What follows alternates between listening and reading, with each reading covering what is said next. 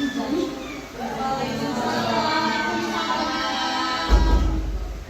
kelas IPA 7 ya? Iya, Bu. Berdoa dimulai.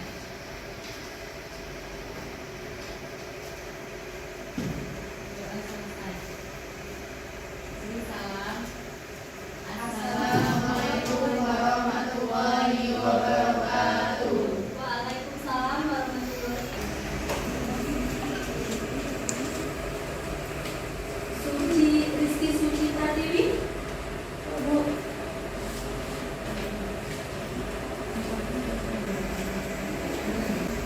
Bagaimana kabarnya anak-anak? Alhamdulillah sehat. Kabarnya baik. Semangat hari ini. Semangat. Kita kok agak lemes ya? Yaudah, sebelum memulai pembelajaran supaya semangat, semuanya berdiri dulu. Seperti pertemuan sebelumnya, sebelum memulai pembelajaran, Ibu ada yel-yel.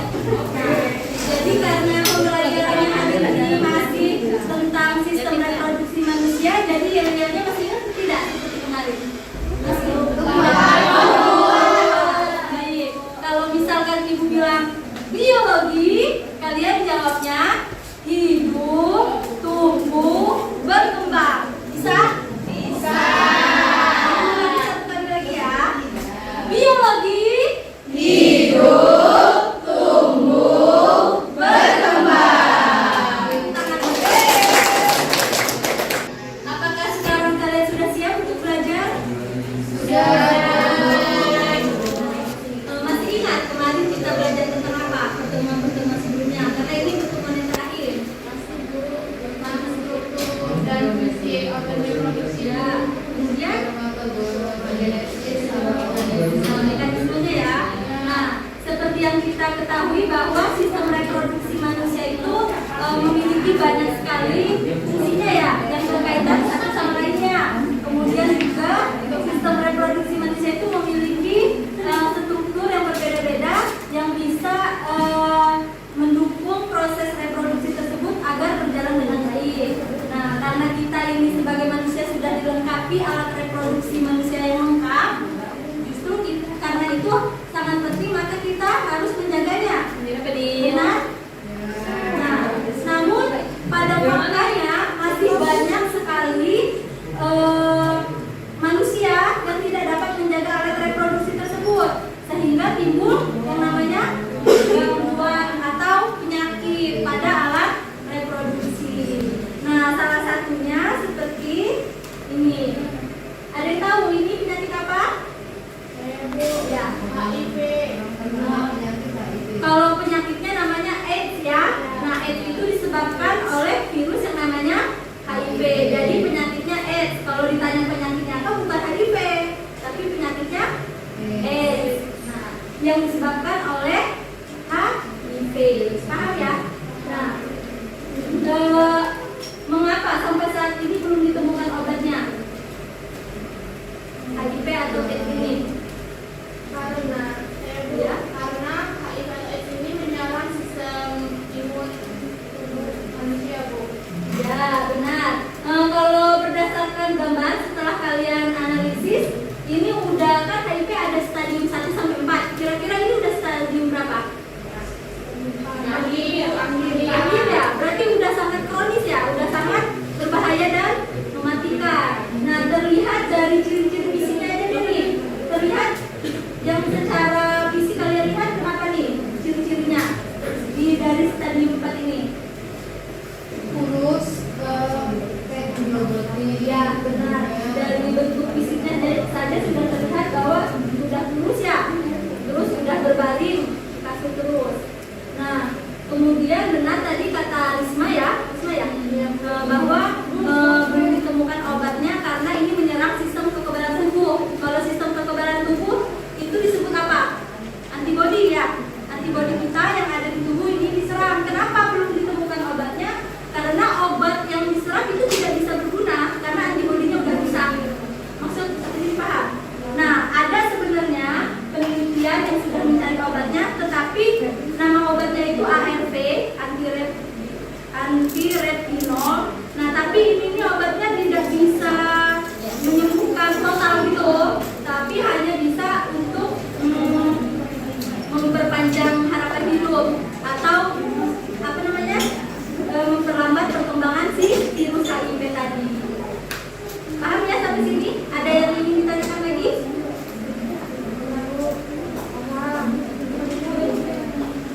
Guys, ya kemudian setelah kalian mengetahui tadi, kita kan akan belajar mengenai gangguan sistem reproduksi. Kalian harus tahu tujuan pembelajarannya apa saja, yaitu kalian harus mampu menganalisis gangguan-gangguan yang terjadi pada sistem reproduksi manusia secara tepat. Siap? Sudah dekat dengan kelompoknya masing-masing? Sudah. Ya. Suci dengan Nurmila, Rita dengan Rismayanti. Pahami perintah-perintah yang ada di lembar kerja tersebut. Jika ada yang belum dipahami atau tidak mengerti, bahwa ini ada artikel sama video ya tentang penyakit sifilis dan keputihan. Nah, si manusianya setelah kalian baca ini beritanya, ini sebagai literatur kalian untuk bisa mengisi ini, bisa kalian baca, bisa kalian akses linknya. Ininya. Ini di sini pertanyaannya 1 sampai 4 ini. Paham? Paham Bu. Iya. Ini nggak apa-apa. Nih di sini LKPD kalian akses ya, ini gangguannya. Untuk bisa mengisi ini kalian bisa baca literatur yang ada di sini. Ibu berikan waktu 15 menit untuk mengerjakan ya. Bisa?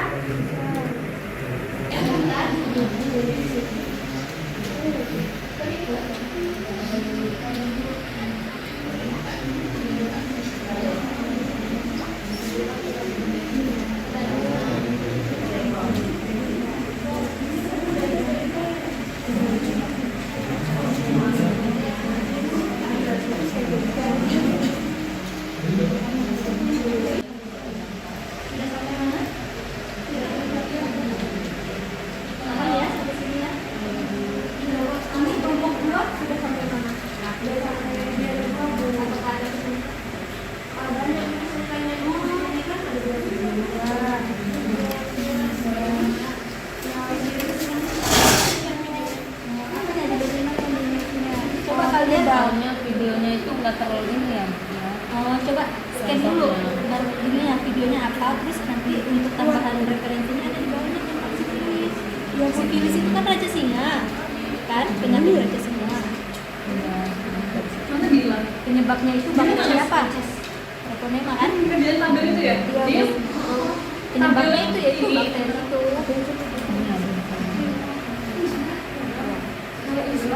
Saya ada di sana. Belum selesai.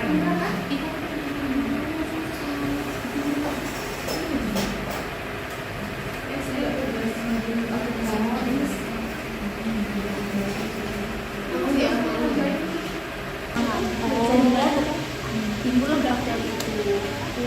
Biasanya itu nyerang bagian oral, anal, mulut, sampai sistem sarafnya. Iya, bisa di sini. Kayak sariawan, tapi bukan sariawan, ruang-ruang banyak itu.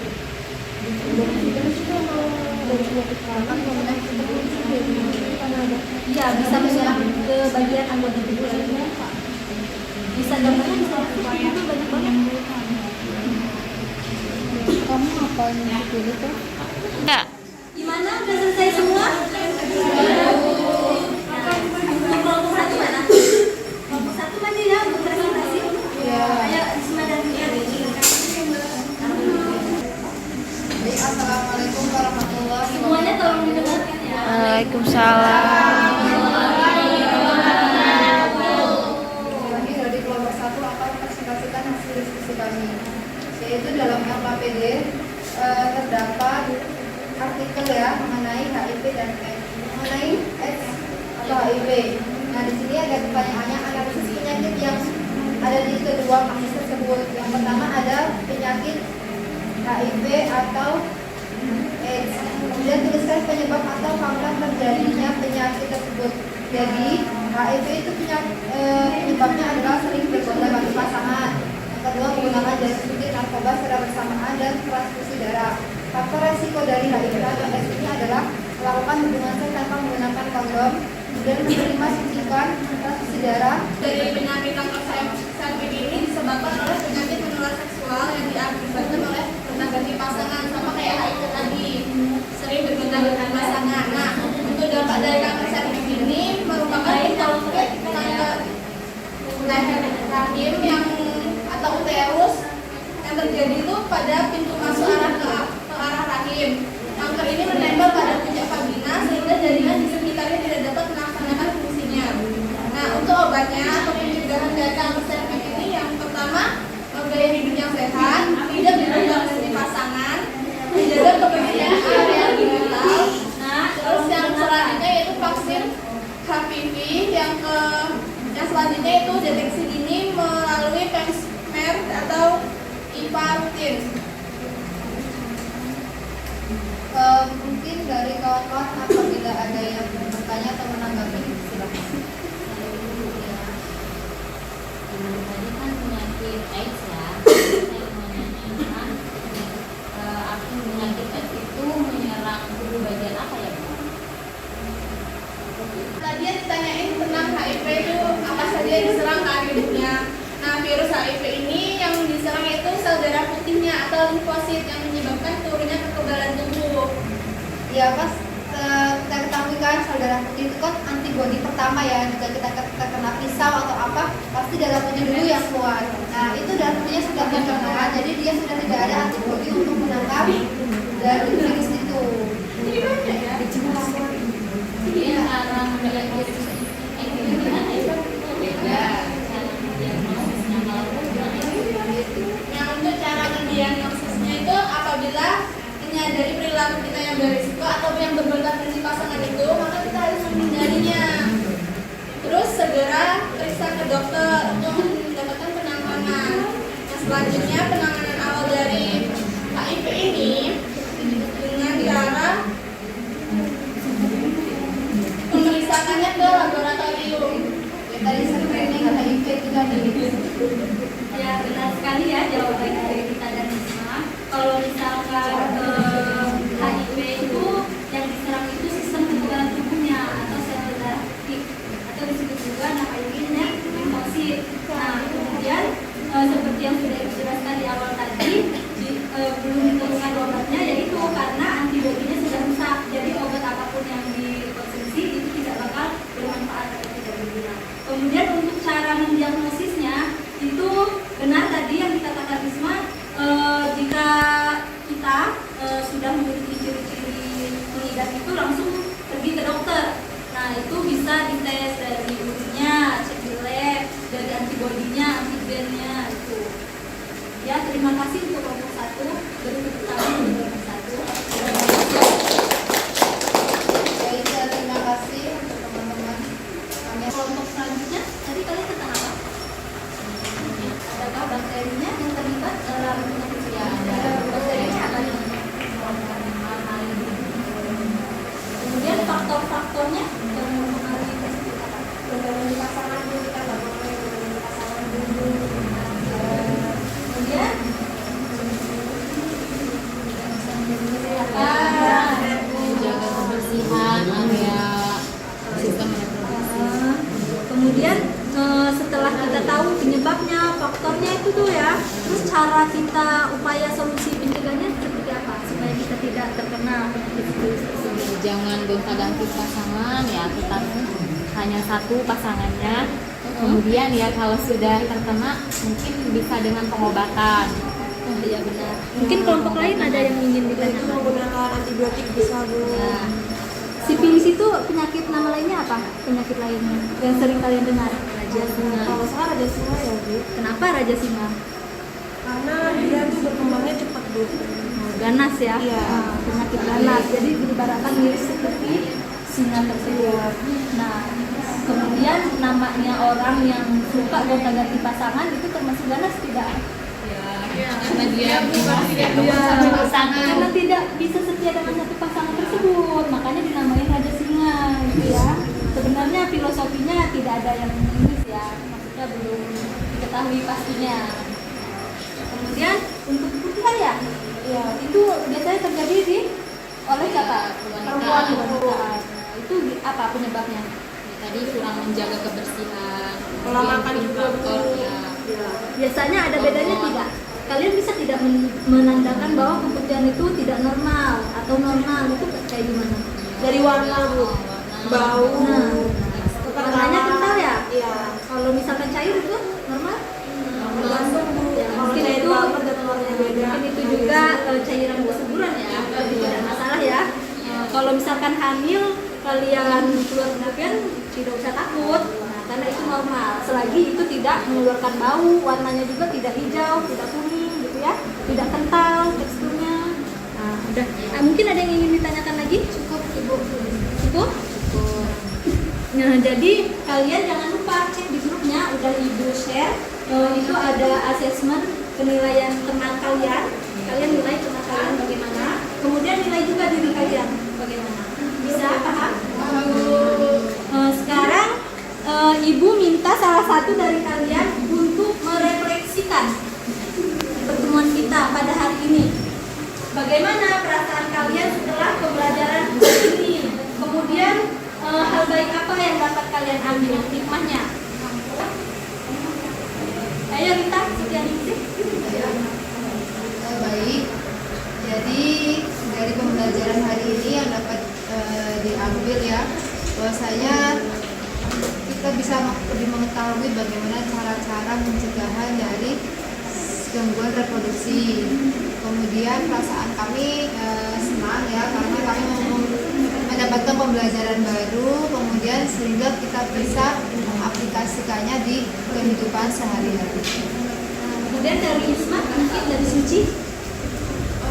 Iya, Bu, benar kata Sirita, Bu. Yang paling utama dari pembelajaran hari ini itu kesimpulannya kita itu harus menjaga diri sendiri, yaitu baik dari kita tuh harus menjaga diri sendiri dari pasangan yang baik juga.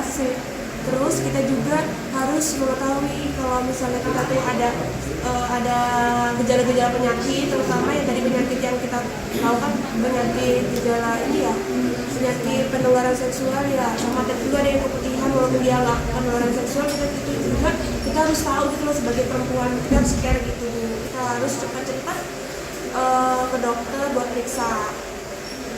Ya, benar sekali ya yang sudah disampaikan oleh teman-teman kalian Risma dan Suci.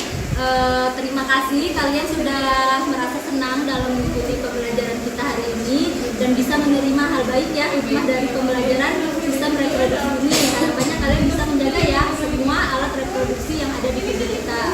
Kemudian Ibu mengingatkan bahwa kalian untuk bisa menyajikan hasil produk, kalian bisa pilih salah satu infografis atau video pendek atau video dari Canva mengenai gangguan sistem reproduksi, upayanya.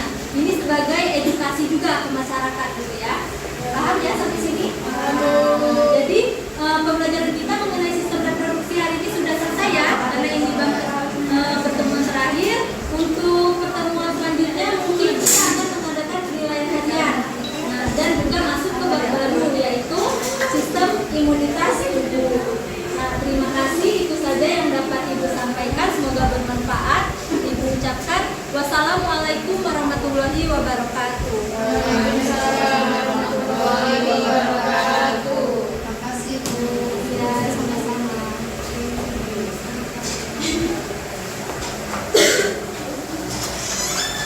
Aduh.